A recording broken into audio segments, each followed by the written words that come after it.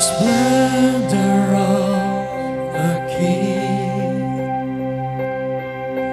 clothed in majesty, let all the earth rejoice, all the earth rejoice. He wraps himself in light, and darkness tries to hide. It tremble at his voice, tremble at his voice. How great is our God? Sing with me, how great is our God? Oh, we'll see how great is our God.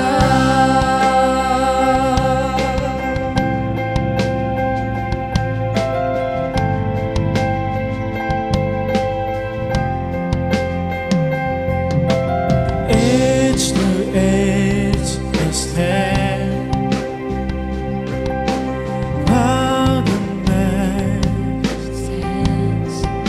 beginning and the end, beginning and the end. The Godhead three in one, Father, Spirit, and Son, the Lion and the Lamb, Lion and the Lamb. How great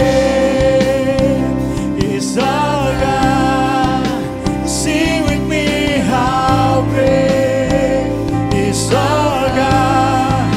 Oh, we'll see how great is our God. Oh, how great is our God? Sing with me, how great is our God? And oh, we'll see how great is our God.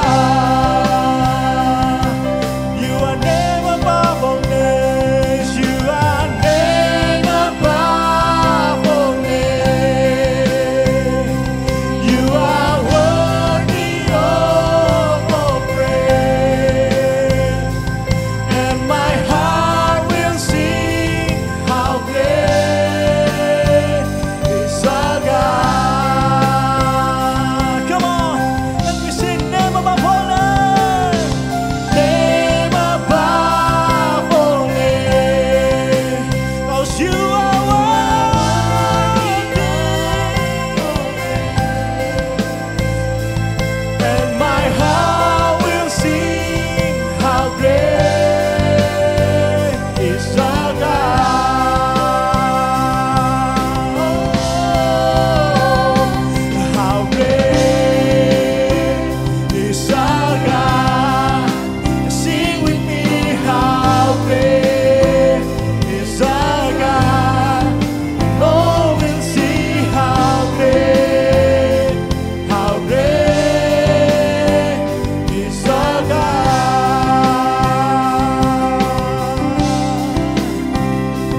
How great is our God? Sing with me, how great is our God? No, we'll see how great is our God. Come on, let me sing. Your love is powerful, knee shall bow. Your love is mighty, the earth will shake. Your grace abounds in us. You're more than enough for me.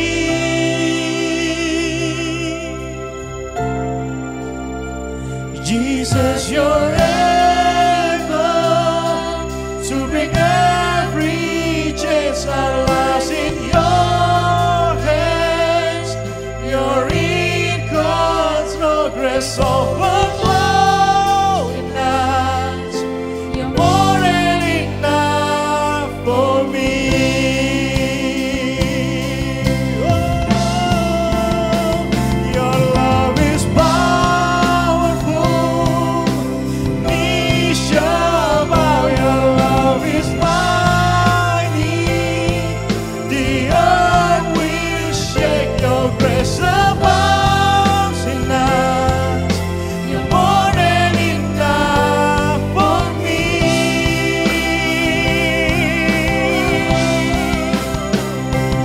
Jesus, you're able to bring every chains our lives in your hands. You're in control, rest overflow in us. You're more than enough for me.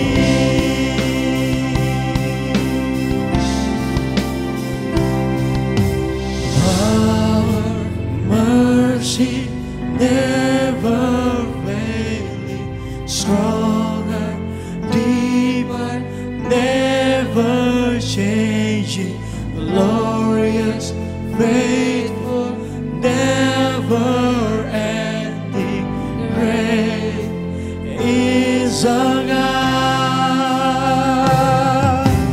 Power, mercy, never failing, stronger, deeper, never changing, glorious, faithful, never ending, great is our God.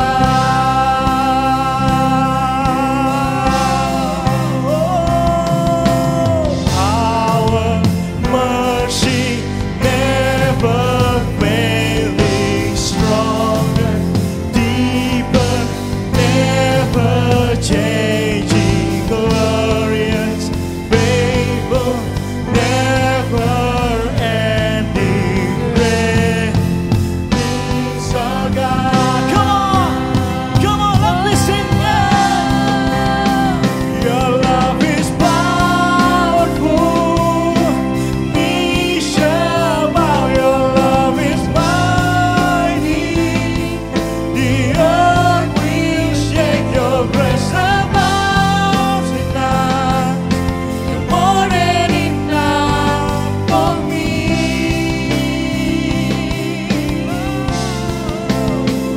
Jesus, you're able to bring every chains our lives in your hands. You're in control, rest overflow in us. You're more than enough for me.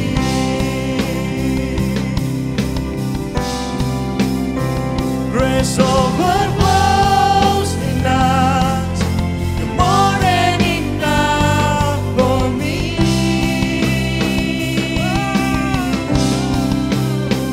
Grace overflows in us. You're more than enough for me.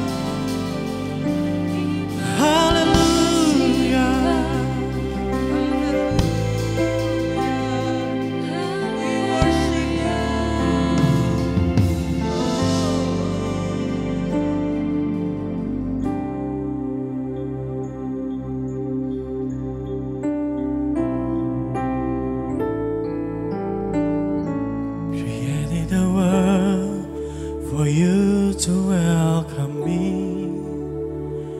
Prepare all things before I took my breath. You think of me constantly in all things that you desire. You'll do anything to give your best for me.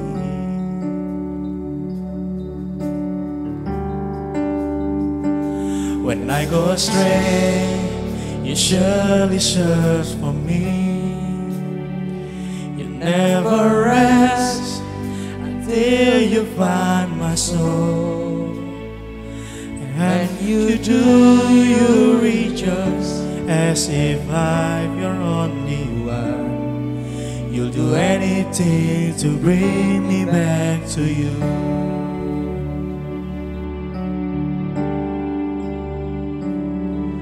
This human heart cannot contain the greatest love that there is.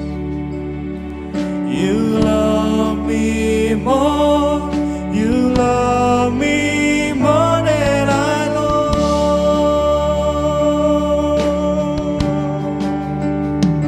You cover my shame, my loss you do not weigh.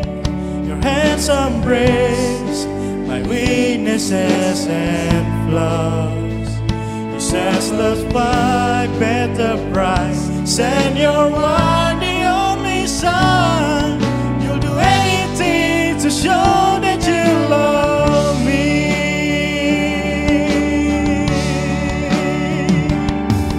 This human heart cannot contain the greatest love that there is.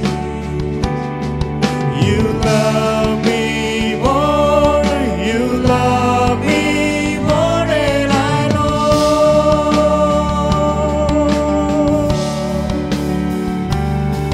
This human heart cannot contain the greatest love that there is.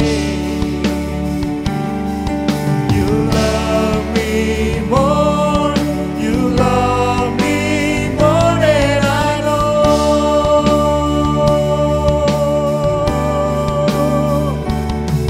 You made me whole, you made me new. There's no one in this world who will love me like you do.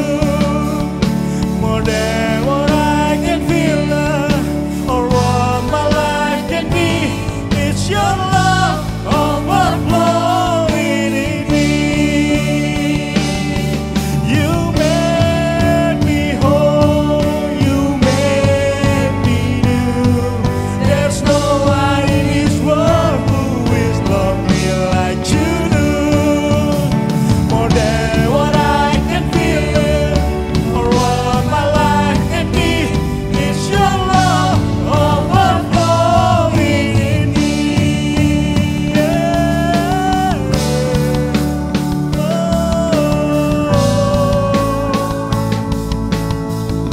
We praise you,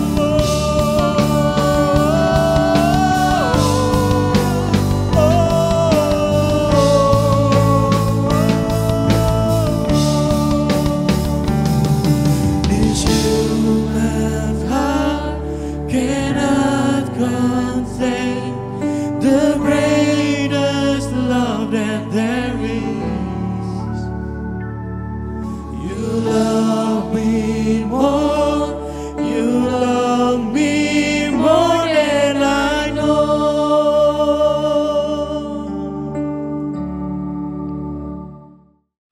Halo semua, apa kabarnya? Semoga kalian baik-baik aja. Kalaupun nggak kita percaya, ada Tuhan yang selalu menyertai kita, jadi pasti tetap akan dijagai sama Tuhan. Nah, kita mau tanya nih, karena hari ini kita lagi bahas tentang mental health, dan kita akan bahas tentang sukacita. Berapa banyak dari kita hari ini yang bersukacita? Boleh angkat tangannya di rumah, atau dimanapun kalian. Nah, berapa banyak juga dari kalian yang mungkin sekarang lagi nggak sukacita? Boleh juga tetap angkat tangannya. Pasti di kita ada mungkin yang sedang bersukacita, ada juga yang nggak bersukacita, karena satu dan lain hal. Tapi hari ini kita mau belajar tentang sukacita. Dan mungkin ini sesuatu yang sering kalian dengar, tapi gue berharap ini bisa jadi sesuatu yang bisa sama-sama menguntungkan kita dan mendatangkan kebaikan buat kehidupan kita. Nah, mari kita berdoa. Bapa kami di surga, Tuhan Yesus, terima kasih Tuhan buat kesempatan yang Kau berikan sama kami hari ini untuk sama-sama bisa beribadah, untuk sama-sama bisa belajar dan mengerti ya Tuhan Yesus, apa yang jadi kehendak-Mu dalam kehidupan kami, apa yang harus kami lakukan, apa yang tidak kami lakukan, supaya kami bisa ya Tuhan mendapatkan sukacita Tuhan, dan terus-menerus ya Tuhan membangunnya dalam kehidupan kami. Kami berdoa Tuhan buat setiap teman-teman kami, anak-anak Eko yang menonton di manapun mereka berada, kiranya Kau sertai mereka, Kau berkati mereka, biarlah kiranya penyertaan Tuhan ada sempurna dalam kehidupan mereka dan melindungi mereka. Terima kasih Tuhan, kami mau serahkan ibadah kami hari ini pada Engkau, dan biar kiranya nama-Mu yang dipermuliakan. Dalam nama Yesus Kristus, kami telah berdoa. Amin. Oke, jadi hari ini kita akan bicara tentang sukacita, dan pasti kalian udah sering dengar. Kalian mungkin sering dengar bahwa kita harus bersukacita senantiasa, bahwa sukacita bukan sekedar bahagia, bukan sekedar happiness, dan kita juga sering dengar bahwa itu adalah suatu keputusan, dan banyak hal yang lainnya. Kita sering dengar tentang sukacita.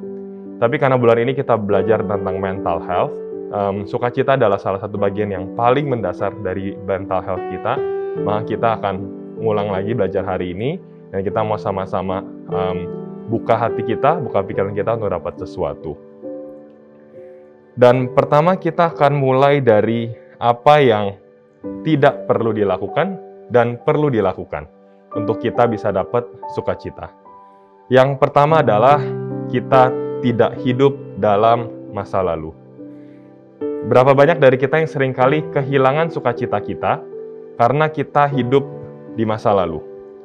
Kita hidup dalam masa lalu, kita seringkali nyesel atas dosa yang kita lakukan atau kesalahan yang kita buat kemarin atau beberapa tahun lalu bahkan. Kita mungkin juga seringkali merasa sedih karena mungkin masa lalu kita tidak seindah yang kita harapkan. Terkadang kita juga merasa bersalah atas perbuatan kita, atau mungkin kita masih kesel juga sama kesalahan orang lain yang dibuat di masa lalu sama kita. Dan mungkin juga ada beberapa dari kalian yang menyesal karena kalian mutusin si doi. Ternyata kalian menyesal, harusnya kalian nggak putusin. Tapi anyway, itu adalah semua yang udah berlalu, dan kita nggak bisa terus tinggal dalam masa lalu kita, kepahitan kita, dan kita nggak bisa buang banyak waktu untuk terus-menerus merenungkan, dan bahkan mungkin lebih parah menyesali, mengandai-ngandai semua hal yang terjadi di masa lalu. Kenapa? Karena itu semua nggak bisa dirubah. Kita nggak bisa habiskan banyak waktu di sana, dan Tuhan juga nggak mau kita buang banyak waktu untuk terus tinggal dalam masa lalu kita. Kita mau belajar dari Daud untuk hal ini. Kita mau sama-sama buka di 2 Samuel 12, ayat 16-23. Lalu Daud memohon kepada Allah oleh karena anak itu. Ia berpuasa dengan tekun, dan apabila ia masuk ke dalam, semalam-malaman itu ia berbaring di tanah. Maka datanglah kepadanya para tua-tua yang di rumahnya untuk meminta ia bangun dari lantai. Tetapi ia tidak mau. Juga ia tidak makan bersama-sama dengan mereka. Pada hari yang ke-7, matilah anak itu. Dan pegawai-pegawai Daud takut memberitahukan kepadanya bahwa anak itu sudah mati. Sebab mereka berkata, ketika anak itu masih hidup, kita telah berbicara kepadanya, tetapi ia tidak menghiraukan perkataan kita. Bagaimana kita dapat mengatakan kepadanya, anak itu sudah mati? Jangan-jangan ia mencelakakan diri. Ketika Daud melihat bahwa pegawai-pegawainya berbisik-bisik, mengertilah ia bahwa anak itu sudah mati. Lalu Daud bertanya kepada pegawai-pegawainya, sudah matikah anak itu? Jawab mereka, sudah. Lalu Daud bangun dari lantai, ia mandi dan berurap dan bertukar pakaian. Ia masuk ke dalam rumah Tuhan dan sujud menyembah. Sesudah itu ia pulang ke rumahnya, dan atas permintaannya dihidangkannya kepadanya roti, lalu ia makan.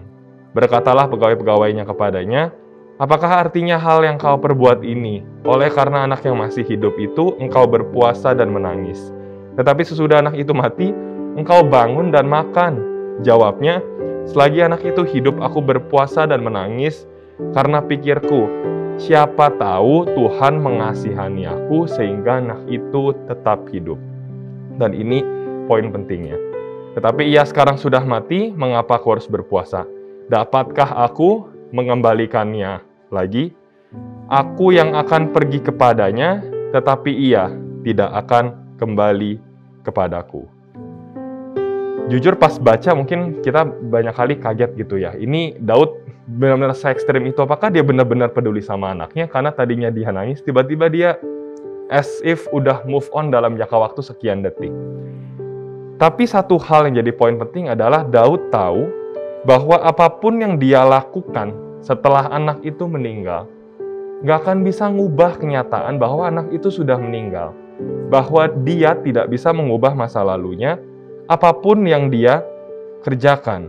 Sama dengan kehidupan kita, sekeras apapun kita berpegang akan masa lalu kita, ngotot atau mungkin ngeluh sama masa lalu kita nggak bisa berubah.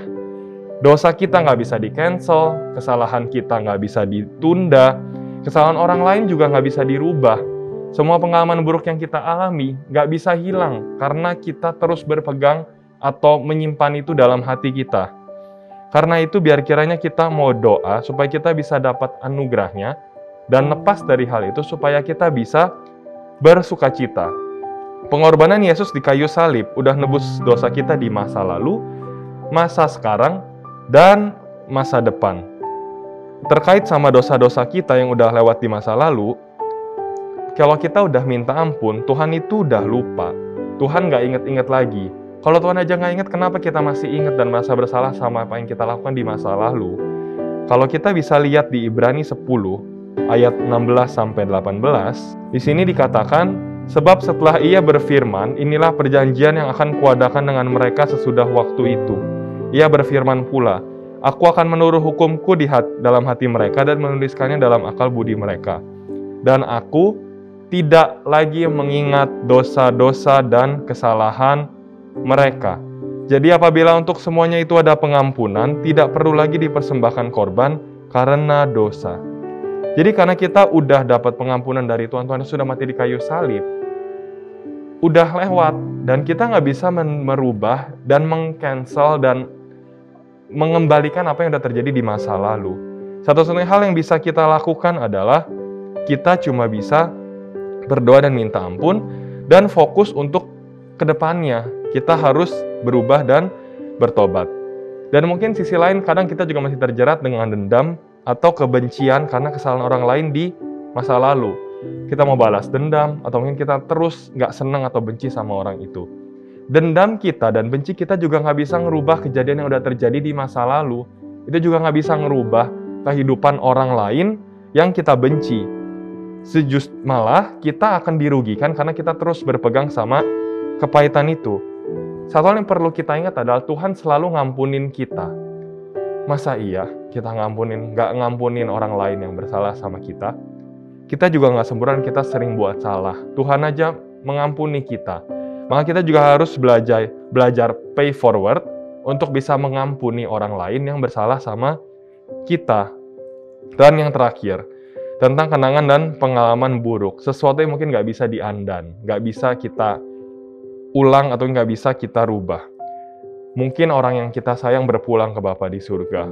Mungkin kita punya pengalaman di mana kita dilecehkan, atau mungkin dinodai, atau mungkin dibully. Semua kenangan dan pengalaman buruk itu nggak bisa hilang. Dan maaf buat semua kejadian buruk itu. Dunia ini memang broken, hidup kita memang nggak sempurna. Dan mungkin nggak ada alasan kenapa kalian mengalami semua hal itu. Dan karena itu, sorry untuk mendengar semua kejadian hal itu. Tapi kita tetap harus percaya bahwa Tuhan hanya izinkan apa yang sanggup kita tanggung di dalam kehidupan kita. Dan Tuhan ada bersama kita di masa sulit hidup kita. Mungkin Tuhan mau kita justru benar-benar berserah kepadanya pada masa-masa sulit itu. Dan lagi pula hidup ini juga sementara. One day kita akan berpulang dan kita akan hidup sama Tuhan dengan indah dan dengan bahagia di sana. Jadi apapun yang kita lakukan, kenangan buruk yang kita simpen terus, kepahitan yang mungkin kita tanggung terus, itu nggak bisa undo semua yang sudah terjadi di masa lalu. Jadi kita cuma bisa terima, mensyukuri, dan belajar dari apa yang telah terjadi. Percayalah sama Tuhan, Dia tahu yang terbaik. Meski kadang kita nggak yakin itu yang terbaik buat kita. Tuhan yang lebih tahu apa yang terbaik buat kita. Jadi, tetaplah bersukacita apapun yang telah terjadi di masa lalu. Jangan hidup di masa lalu. Yang kedua, tidak hidup dalam masa depan. Nah, ini kebalikannya. Berapa banyak dari kita yang kehilangan sukacita karena kita hidup di masa depan. Kita pusing akan masa depan kita, gimana kita hidup besok, gimana kita hidup tahun depan, mau jadi apa, nanti sukses atau enggak, dapat jodohnya kayak apa, kita mau kuliah di mana, kita mau ini itu dan sebagainya, dan kita terlalu banyak spend waktu untuk wondering dan even worrying, khawatir akan semua hal itu. Padahal semua hal itu belum tentu kejadian. Apakah artinya kita nggak boleh berdoa dan nggak boleh merencanakan masa depan kita? Tentu aja bukan. Kita harus berdoa dan kita harus juga berencana bersama Tuhan apa yang harus kita lakukan sesuai dengan kehendak Tuhan. Tapi itu nggak berarti kita boleh hidup di masa depan dan terus-menerus terlalu fokus sama masa depan. Yuk kita baca ayat yang mungkin kalian juga udah familiar banget. Di Matius 6, ayat 27 dan 33 sampai 34. Yang 27, siapakah di antara kamu yang karena kekhawatirannya dapat menambah satu hasta saja pada jalan hidupnya? Lalu di ayat 33, tetapi carilah dahulu kerajaan Allah dan kebenarannya, maka semuanya itu akan ditambahkan kepadamu. Sebab itu janganlah kamu khawatir akan hari besok, karena hari besok mempunyai kesusahannya sendiri. Kesusahan sehari cukuplah untuk satu hari. Kita cuma nambah beban kita kalau kita terus-menerus khawatir dan mikirin masa depan kita terlalu sering atau terlalu banyak. Kita nggak buat masa depan kita jadi cerah, kita nggak buat masa depan kita jadi indah, kita cuma menambah beban kita di hari ini. Jadi jangan kita tarik semua beban masa depan untuk kita tanggung sekarang. Nggak akan sanggup kita tanggung beban masa depan kita di sekarang. Cukup berserah, berdoa, dan berharap sama Yesus. Dan tadi juga dibahas, yes kita harus berdoa untuk masa depan, yes kita harus merencanakan masa depan, dan kita juga harus berusaha untuk masa depan. Tapi semua itu dilakukan sekarang, bukan kita hidup di masa depan. Dan kalau kita belajar dari Tuhan Yesus, kita mau lihat Matius 26 ayat 38. Di situ dikatakan, lalu katanya kepada mereka, hatiku sangat sedih, seperti mau mati rasanya. Tinggallah di sini dan berjaga-jagalah dengan aku. Nah, buat konteks kita aja, ini adalah kejadian di mana Tuhan ada di beberapa jam sebelum kematiannya dan penderitaannya yang luar biasa. Nah, kalian bayangin kalian jadi di posisi Yesus. Tuhan Yesus itu dari sejak dia lahir, dia tahu ujung hidupnya akan menderita dan akan mati di kayu salib. Akan diludahin, akan ditinju orang, dan akan ditinggalkan Bapaknya di sorga selama beberapa saat di kayu salib. Tapi, pernah nggak kalian baca di dalam Alkitab tertulis, maka Tuhan galau dan khawatir, karena suatu hari nanti dia akan meninggal dan dia akan menderita. Nggak pernah dia bawa beban masa depannya di pelayanannya dia selama 3,5 tahun, dan bahkan di kehidupannya selama 30 tahun. Dia baru sedih dan baru mau mati rasanya beberapa jam sebelum kejadian itu terjadi. Nah, kalau kita di posisi seperti itu, kita tahu tahun depan atau mungkin kita tahu minggu depan hidup kita akan sulit. Kita nggak tahu minggu depan hidup kita kayak apa. Tahun depan kita nggak kebayang mau masuk jurusan apa. Memang harus dipikirin, tapi jangan terlalu overthinking hal itu. Jangan jadiin itu beban. Dan akhirnya itu akan membawa kita kehilangan sukacita kita. Dan ya udah gitu, kalau misalkan itu dipikirkan secukupnya, pada waktunya, nggak perlu sampai terlalu jadi beban dalam kehidupan kita. Karena seperti Tuhan Yesus, dia tahu bahwa khawatir akan masa depan tidak akan mengubah rencana Bapa di sorga untuk kehidupannya yang pada akhirnya mendatangkan kebaikan dan keuntungan bagi setiap kita. Kalau kita lihat, Tuhan Yesus cuma berdoa di Taman Getsemani untuk jauhkanlah cawan itu. Sebenarnya dia bisa nggak sih doa selama 33 tahun? Doa aja tiap hari, Tuhan jauhkanlah cawan ini daripada aku, jauhkanlah cawan ini daripada aku. Dia bisa ulang ratusan kali. Tapi apa yang dia lakukan? Dia fokus sama kehendak Bapa dalam keseluruhan kehidupannya dan hanya berdoa dan benar-benar bergumul beberapa jam sebelum kejadiannya. Bukan karena dia nggak tahu itu akan terjadi, tapi karena dia tahu itu bukan waktunya untuk memikirkan semua hal itu. Dan selain dari itu, banyak kita juga yang sering wondering dan worrying akan apa sih kehendak Tuhan dalam hidup gue di masa depan. Tuhan, mau gue jadi apa sih? Sebenarnya gue nanti 10 tahun lagi harusnya jadi apa ya? Buka bisnis, kuliah, Atau mungkin gue harus langsung kerja aja.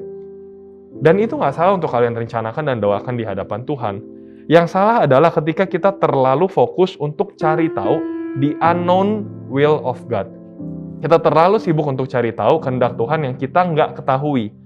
Padahal kita lupa banyak kehendak Tuhan yang kita udah ketahui. Kita tahu kita harus sukacita, kita tahu kita harus berbuat kasih, kita tahu kita harus terus berdoa, kita tahu kita harus terus baca Alkitab dan membangun hubungan sama Tuhan.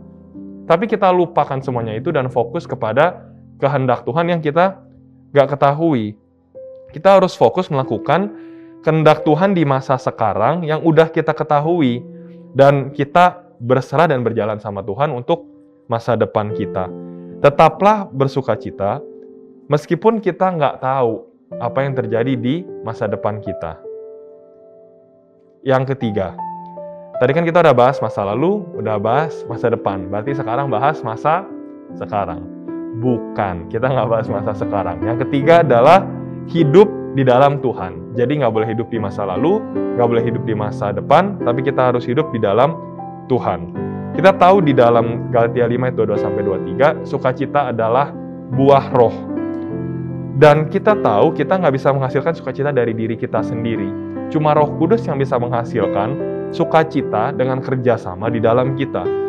Nah, gimana caranya? Kita mau lihat Yohanes 15 ayat 4-5. Tinggallah di dalam aku dan aku di dalam kamu, sama seperti ranting tidak dapat berbuah dari dirinya sendiri kalau ia tidak tinggal pada pokok anggur. Demikian juga kamu tidak berbuah jikalau kamu tidak tinggal di dalam aku.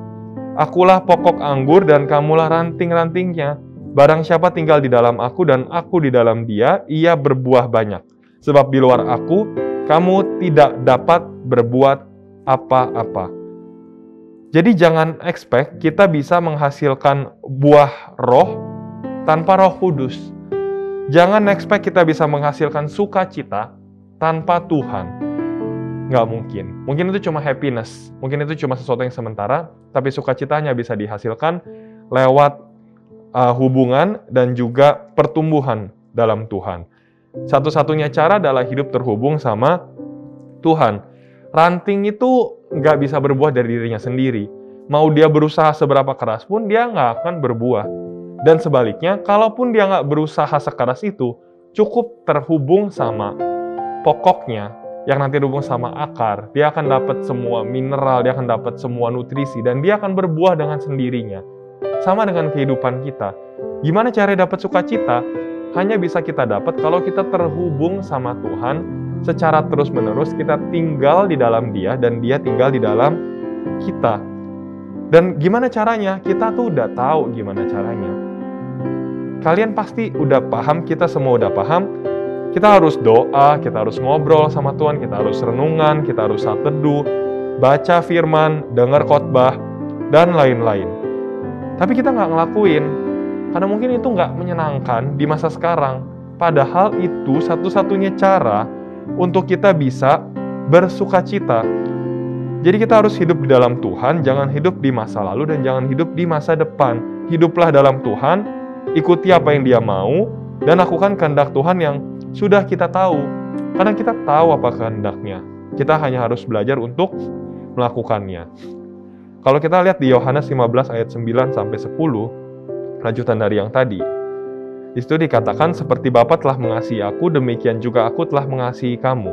Tinggallah di dalam kasihku itu, jikalau kamu menuruti perintahku, kamu akan tinggal di dalam kasihku, seperti aku menuruti perintah Bapakku dan tinggal di dalam kasihnya. Jadi gimana bisa tinggal dalam kasihnya? Harus menuruti perintah Tuhan. Perintah yang mana? Mulai dari apa yang kita tahu. Keseharian kita, kehidupan kita. Emang nggak mudah, tapi kita pasti bisa bersama-sama. Dan banyak lagi ayat yang belajar tentang sukacita, kita nggak bisa bahas sekarang karena nggak ada waktunya. Dan mungkin kalian juga pasti udah tahu semua yang kalian ayat tentang sukacita.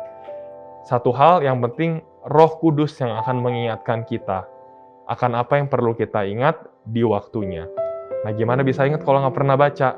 Makanya kita harus baca firman Tuhan dan berterhubung sama Roh Kudus, supaya kita bisa diingatkan saat kita memerlukannya.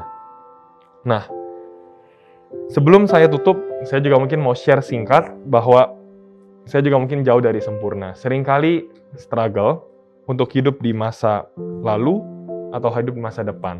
Terjebak dengan merasa bersalah atau mungkin nyesel sama apa yang baru aja dilakuin, atau mungkin beberapa saat lalu dilakuin, atau mungkin bahkan beberapa minggu dilakukan. Perasaan bersalah sering muncul. Dan atau mungkin saya juga beberapa kali mungkin terjebak dalam hidup di masa depan. Bahwa mikirin tahun depan harus gimana untuk bisa nge-planning di masa depan, tapi terus kepikiran jadi harus seperti apa, dapat uang cukup atau enggak, jadi masa depannya mau kayak apa, harus jadi apa harus kerja sendiri, apa harus buka ini itu, apa sih sebenarnya yang Tuhan mau. Tapi dalam momen-momen ketika saya terjebak dalam hidup di masa depan, atau mungkin di masa lalu, yang tadi udah banyak ya listnya mungkin contoh-contoh saya, satu hal yang saya tahu, Tuhan Yesus itu selalu setia. Dia nggak peduli gimana saya seringkali mengacau, dia selalu ada. Karena itu, menurut saya, nggak ada pilihan yang lebih baik daripada hidup dalam Tuhan. Cuma Tuhan yang sanggup berikan kita sukacita dan kebebasan. Dia udah mati di kayu salib untuk berikan kita hidup yang merdeka. Bebas dari terjebak di masa lalu, bebas dari terjebak di masa depan, dan bebas untuk hidup di dalam Tuhan dan benar-benar menghasilkan buah dan merasakan kehidupan yang Tuhan mau kita rasakan dan Tuhan mau kita alami. Jadi kita benar-benar hanya bisa hidup dalam Tuhan supaya kita bisa dapat sukacita dan punya mental yang healthy. Berserah sama Tuhan, tinggal dalam Tuhan, itu satu-satunya cara. Dia mau kita lakukan segalanya dengan bersukacita. Supaya apa? Supaya kita bisa mengasihi Tuhan, bisa memuliakan Tuhan, bisa mengasihi orang lain, bisa jadi berkat, dan pada akhirnya kita semua sama-sama dapat hidup terbaik yang Tuhan mau kita dapatkan sekarang dan di kekekalan. Itu aja. Jadi judul sharing hari ini adalah Be Joyful Now. Jadi jangan di masa lalu, jangan di masa sekarang, tapi hiduplah dalam Tuhan sekarang.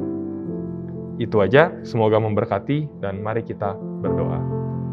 Tuhan Yesus, terima kasih Tuhan buat segala kebaikan-Mu. Kami hari ini belajar Tuhan bahwa kami untuk tetap bersukacita, kami tidak mau terjebak untuk hidup di masa lalu, kami nggak mau terjebak untuk hidup di masa depan, tapi kami mau dengan bebas bisa hidup di dalam Tuhan, mengalami yang terbaik di masa kami sekarang karena kami hidup di dalam Tuhan dan mendapatkan sukacita atas hasil dari buah yang Kau hasilkan di dalam kehidupan kami.